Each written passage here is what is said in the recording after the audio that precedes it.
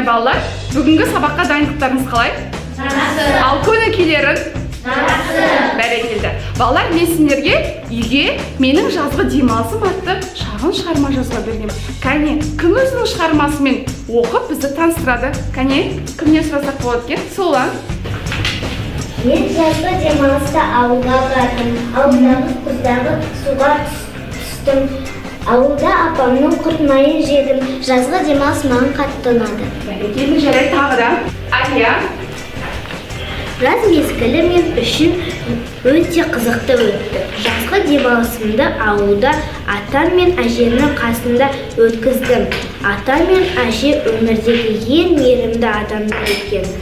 Бірі бәрі біледі. Менің де ата-әжем басқа ата-әжелерден өте мейірімді, өте ақылды адамдар. Жазда ауылға баратынымды естігеннен бастап қуанғаным ұйықтай алмадым. Ауыл деген керемет қой. Ал келесі өз шығармасын кім оқиды екен? Ай, осы Шыңғыстан сұрайық. Шыңғыс кәне оқып бере қойшы. Жазда қалай демалдың? Мен жазда ауылға бардым. Ауылда апам. Ары қарай? Ауылда апам. Не істедің ауылда? Шыңғыс айтсашы енді. Ауылда апам. Шыңғыс, саған не болған? Жазбағансың ба шығарманы? Үй, апай жазып атқанда әкемді жұмысқа шақырып кетті.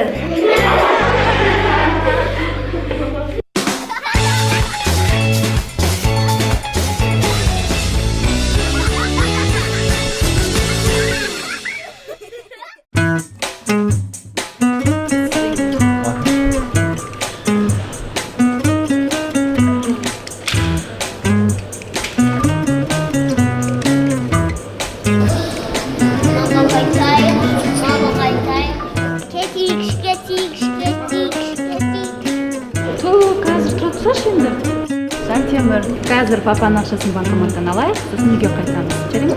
Ауылыңда ба? Міне қазір аламыз, е?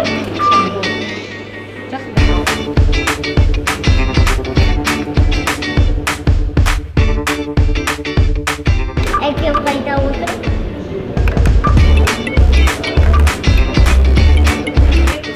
Міне ақша алдық, енді үйге қайтамыз, е? Папа, банкоматтың ішінде отыр ма?